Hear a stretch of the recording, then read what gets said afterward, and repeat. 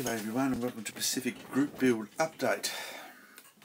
Thank you for everyone who's joined so far, and may I say that the entries that have been finished and started so far are looking fantastic.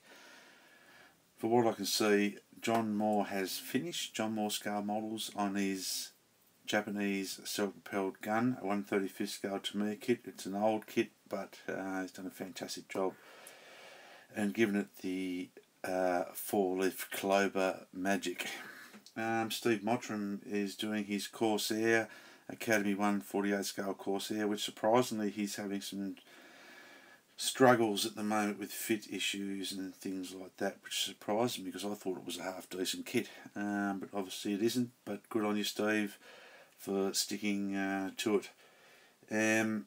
Bez Beasley, I've seen a couple of sneak photographs of Bez's Sherman, Marines Sherman, with the wading trunks on the back and the figures from Master Box that come with that kit. I think Bez, looking very good too.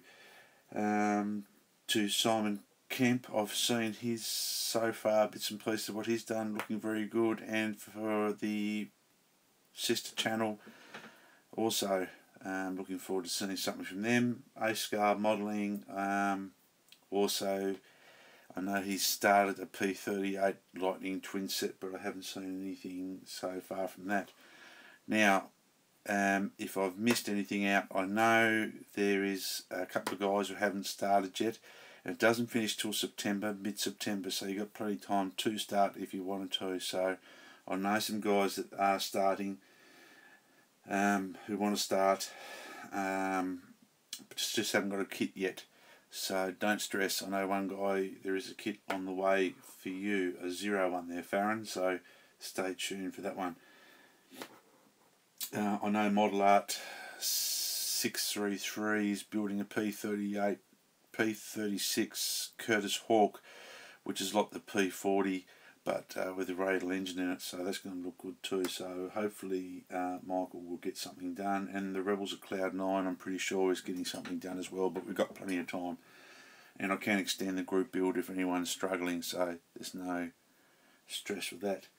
So what have I been doing? Well, I'm still tinkering around with the Tamiya Zero.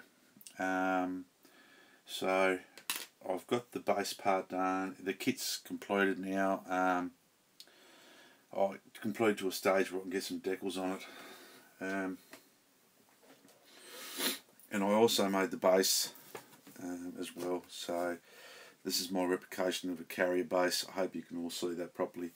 But this old Zero kit was a really nice old model. The kit has been painted, the grey has been painted in the Tamiya colour. I didn't use the Hanitz colour. I had some of this left over, this Japanese Navy Grey XF12, and may I say, for what I've seen from it, it is fantastic. And this Tamiya paint it's just fantastic anyway. So it's been a really nice old kit to build. As I said, I've just put some clear on it now, ready to start some decaling, and then once you get the decaling on, clear over the top, as you know, and then some washes and a little bit of chipping and a bit of weathering. The base itself was made from veneer plywood, and I've had to scribe all the individual deck planks into it. I don't know whether you can see it on the camera or not. All I've got to do now is work out how I can make some tie down points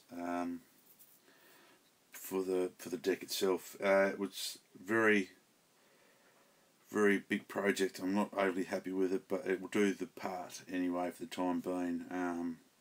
The problem was trying to find the correct timber, which I did speak to Simon Kemp about, experimenting with veneers,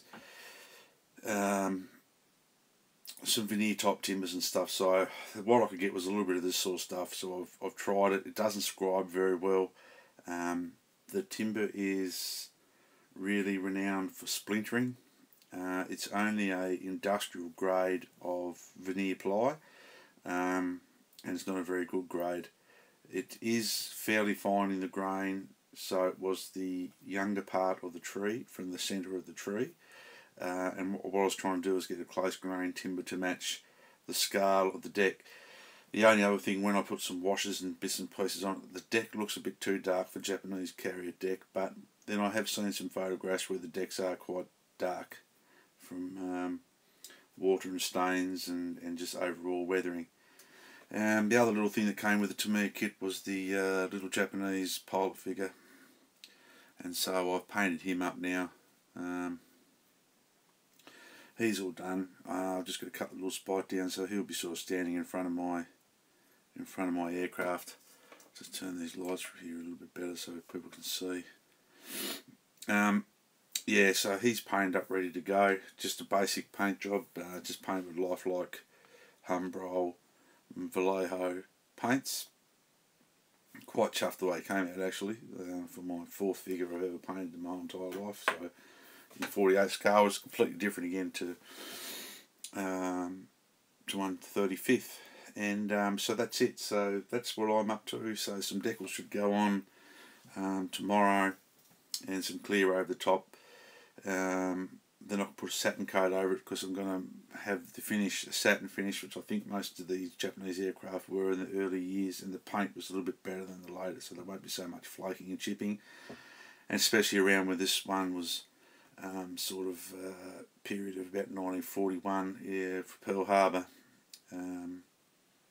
The paint finish won't be so weathered. So yeah, really happy. If you see this kit about cheap, I know it's not the brandest newest tooling Tamiya kit, but it is a real little gorgeous kit. Only the very small amount of filler, tiny amount of filler, most parts went together. Even though you had to clean them up, the parts did go together very well. And look, I'd recommend this kit for what I put together. It's a fantastic little model kit. So anyway guys, be safe, model hard, stay tuned for a channel update with some other bits and pieces coming up.